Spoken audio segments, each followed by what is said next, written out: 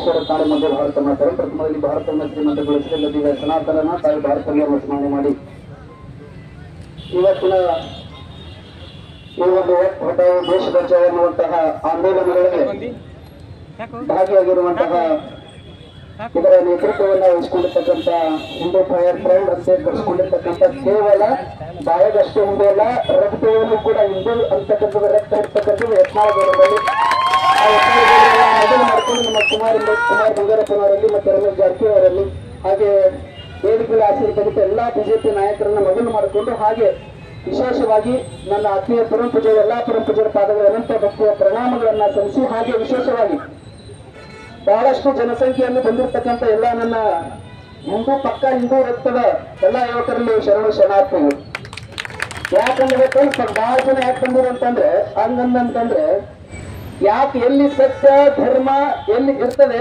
ಅಲ್ಲಿ ಯಾರೂ ಜನ ಬರಂಗಿಲ್ಲ, ಎಲ್ಲಿ ಅಸತ್ಯ ಇರ್ತದೆ ಎಲ್ಲಿ ಡಂಬರ್ ನಾಟಕ ಇರ್ತದೆ ಅಲ್ಲಿ ಬಹಳ ಜನ ಬರ್ತಾರೆ. ಹೌದಿಲ್ಲ? ನಾನು ಯಾಕೆ ಈ ಮಾತನ್ನು ಹೇಳ್ತೀನಿ ಅಂತಂದ್ರೆ ಯಾಕೆ ಈ ಒಂದು ನಿಜವಾಗ್ಲೂ ಕೂಡ ಈ ಕರ್ನಾಟಕದೊಳಗೆ ಏನಾದರೂ ವಕ್ಫ್ ಅಂತಕ್ಕಂಥದ್ದು ಎಲ್ಲರಿಗೂ ಮಾಹಿತಿ ಬಂದದ ಅಂತಂದ್ರೆ ಬಹಳ ಜನ ಜಾತಿಯನ್ನ ಬಿಟ್ಟು ಎಲ್ಲಾ ಜಾತಿಯವರನ್ನ ವಕ್ಫ್ ಬಂದಿಯಿಂದ ಪಾರ್ ಮಾಡಬೇಕು, ಎಲ್ಲರ ರೈತರ ಬಾಳನ್ನ ಬೆಳಗಿಸ್ಬೇಕಂತ ತಿಳ್ಕೊಂಡು ಮೊದಲನೇದಾಗಿ ತಲೆಯಲ್ಲಿ ಬಂದಿರ್ತಕ್ಕಂಥದ್ದು ಯಾರಲ್ಲಿ ಅಂದ್ರೆ ಯತ್ನಾಳಗೌಡರಲ್ಲಿ ಬಂದಿರ್ತಕ್ಕಂಥದ್ದು. ಬಿಜಾಪುರದೊಳಗೆ 4-5 ದಿನ ಅವ್ರು ಅಲ್ಲೇ ಮಲ್ಕೊಂಡು ಇಲ್ಲಿ ಬಹಳ ಜನ ಎಲ್ಲ ಕಡೆ ಮಾಡ್ಯಾರ ಓಡೋಗ್ಯಾರ, ಯಾರು ಮಲ್ಕೊಂಡಿಲ್ಲ. 1-2 ದಿನ ಮಾಡ್ಯಾರ ಹೋಗ್ಯಾರ, ಅಲ್ಲೇ ಮಲ್ಕೊಂಡು ಅಲ್ಲೇ ಆ ವಕ್ಫ್ ಬೋರ್ಡ್ ಅಂತಕ್ಕಂಥದ್ದು ತೆಗಿಸಿ ಏನಂತಂದ್ರೆ ರೈತರನ್ನ ಬಾಳನ್ನ ಬೆಳೆಸಿರ್ತಕ್ಕಂಥದ್ದು ಕೀರ್ತಿ ಯತ್ನಾಳಗೌಡರು ಹೋಗ್ಯಾದ. ನಾನು ಯಾಕೆ ಹೇಳಕತ್ತೀನಿ ಅಂತಂದ್ರೆ ನಾನು ಕೂಡ ಒಂದು ಮಾತನ್ನ ಹೇಳ್ತೇನೆ. ಎಷ್ಟು ನೋವಾಗ್ತದೆ ಅಂತಂದ್ರೆ ನಾವು ಸ್ವಾಮಿಗಳಿದ್ದೀವಿ, ನಾವೇನು ನಾನು ಮಠಕ್ಕೆ ಬಿಟ್ಟು ಬಂದಂತೇನೋ ಬಂದಿಲ್ಲ.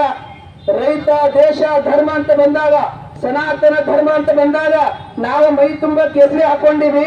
ಕೇವಲ ಪೂಜೆ ಪುರಸ್ಕಾರ ಮಾಡಿ 1-2 ಶಾಲೆ ಹಚ್ಕೊಂಡು ಕಾಣಿಕೆ ತಗೊಂಡು ಕುಡಿರ್ತಕ್ಕಂಥ ಸ್ವಾಮಿಗಳು ನಾವಲ್ಲ. ನಾವು ದೇಶ ಧರ್ಮ ಅಂತ ಬಂದಾಗ ಜೀವ ತುಂಬಕ್ಕೆ ರೆಡಿ ಇದೀವಿ ಅಂತಕ್ಕಂಥ ಮಾತು ಮಾನ್ಯನೇ ಹೇಳಿದ್ದೀನಿ.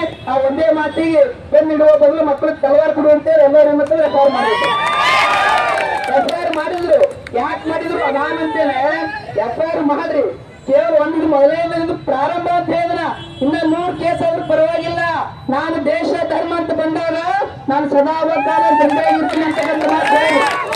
ಯಾಕೆ ನಿಜವಾಗ್ಲೂ ಎಲ್ಲ ಪರಮಪೂಜ್ಯರ ಮಠಾಧೀಶರು ನಿಜವಾಗ್ಲೂ ವಿನಂತಿ ಮಾಡ್ಕೊತೇನೆ, ಇಂತಹ ಹಿಂದೂ ಧರ್ಮಕ್ಕೆ ಯಾರು ಸಹಕಾರ ಮಾಡ್ತಾರೆ ಅವ್ರು ಯಾವ ಪಕ್ಷದಾಗ ಇರ್ಲೇಕ, ಅದರಲ್ಲಿ ವಿಶೇಷವಾಗಿ ಎಂತಹ ಹಿಂದೂ ಧರ್ಮ ಅಂತಂದ್ರೆ ಕೇವಲ ಬರೇ ಬಾಯ ಮಾತಾಡಿ ಒಂದು ಹೆಸರು ಕೇಸರಿ ಶಲ್ಯ ಹಾಕೊಂಡು ಜೈಕಾರ ಹಾಕಿ ಜೈ ಶ್ರೀರಾಮ್ ಅಂತಂದ್ರೆ ಅದು ಹಿಂದೂ ಧರ್ಮದ ಅಭಿಮಾನ ಅಲ್ಲ. ಹಿಂಗ ತಾಕತ್ತಿರ್ತಾವ ಇಲ್ಲಿ ಬಂದು ಹೋರಾಡಿ ಮುಂದೆ ಕುಂಡ್ರಿಸಿ ರೈತರಿಗೆ ದೇಶಕ್ಕೆ ಧರ್ಮಕ್ಕೆ ತೊಡೆ ಪಟ್ಟಿ ಯಾವ ನಿಂದಿರ್ತಾನೆ ಅವ ನಿಜವಾದ.